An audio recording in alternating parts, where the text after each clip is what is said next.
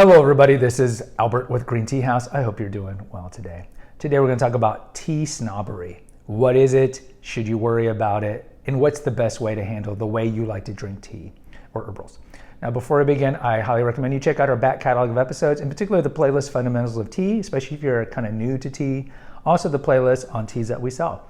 So what is tea snobbery? I think tea snobbery has probably existed since the beginning of time when tea was essentially a soupy stew back in 2000 BC. I think there's always going to be a snobbery when it comes to anything.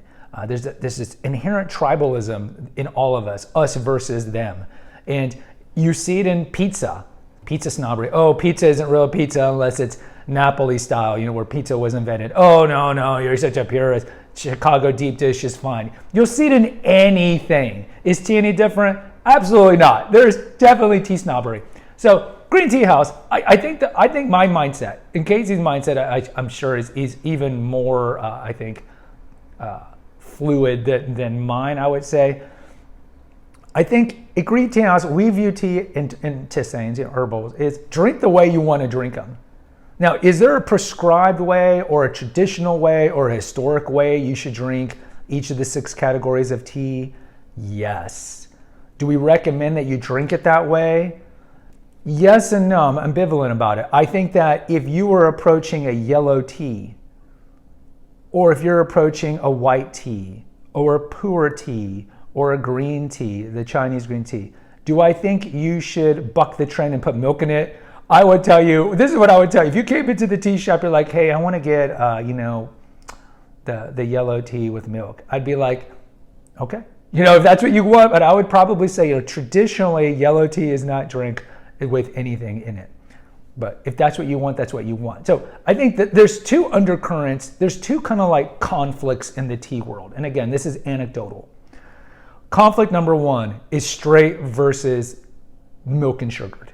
So do you drink your tea straight, meaning you don't put anything in it, or do you put milk and sugar or other things in it? And I think this isn't so much like in the lighter or no oxidized teas, like most of the green teas, the yellow and the whites and the oolongs. This is on the other side, in particular the blacks. So you might have people like, I drink Earl Grey straight, or I drink chai straight, or I drink Lapsang Souchong straight, which you should, because that would probably be really gross with milk. That's a very smoky black from China. I drink it straight. And then you'll have other people be like, why would you drink chai straight? It's meant to be drank with milk and sugar. That's the way that the Indians have been drinking it for hundreds, if not millennia.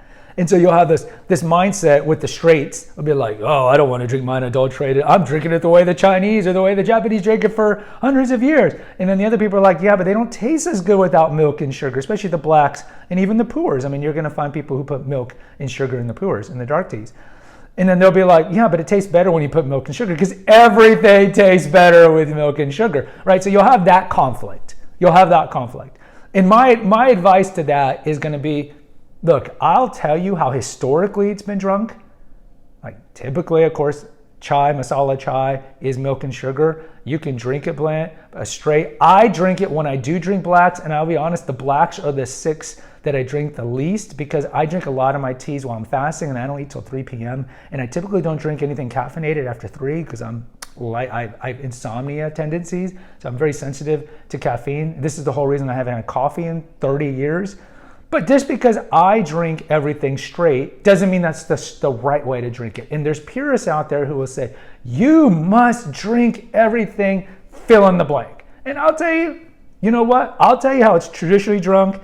But if you want to drink a heavy oxidized oolong with some milk and sugar, all right. I don't want you to be like secretly hiding and like, oh my God, I don't want the people to think that I'm some not a real tea aficionado. No, man, drink it the way you want to drink it. So that's one conflict, straight versus milk and sugar.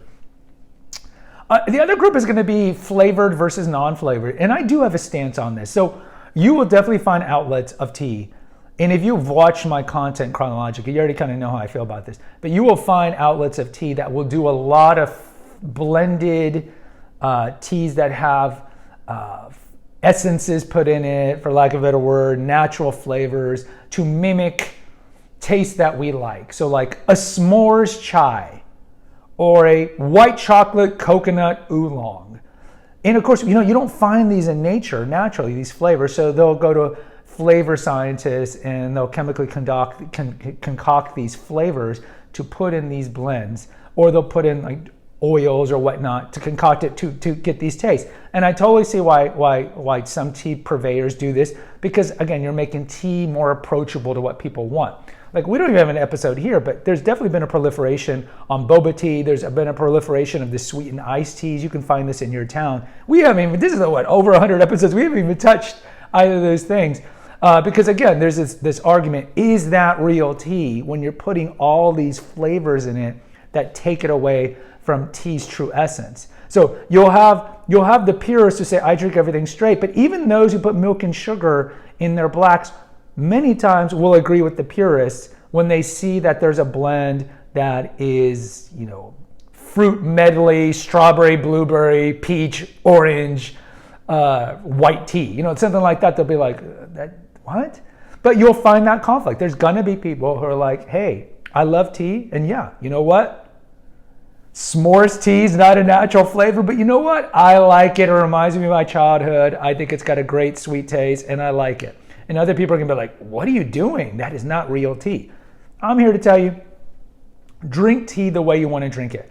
Casey and I, we do not sell any teas that have any natural flavors, certainly no artificial flavors. Everything here is gonna be the way it was intended to be made. So if you notice, we do have scented blends, but they're naturally scented. So like jasmine green, for example, ginger green, these are naturally infused the way they're meant to be. We don't sell anything, and this was very important to us when we created Green Tea House, that for us, we didn't want to sell anything that's got fake chemicals. That's not to kind of excoriate or malign people who like their teas that way. That's just our kind of mission statement, is that we don't want to sell those teas. So in closing, drink tea the way you want to drink it. Don't listen to the purists. If you want to put milk and sugar and cinnamon and whipped cream or whatever you want on your black tea, try it. If it tastes good for you, that's all that matters. It doesn't really matter what other people think. This is almost like peer pressure in middle school. It doesn't really matter. If you come into the store, I'll tell you how it's typically drunk, but ultimately it's your choice if you want to drink it a different way. And certainly at home when you're drinking your teas and your herbals, it's the same thing. Guys, post in the comments. I'd love to hear from you. Until next time, take care and God bless.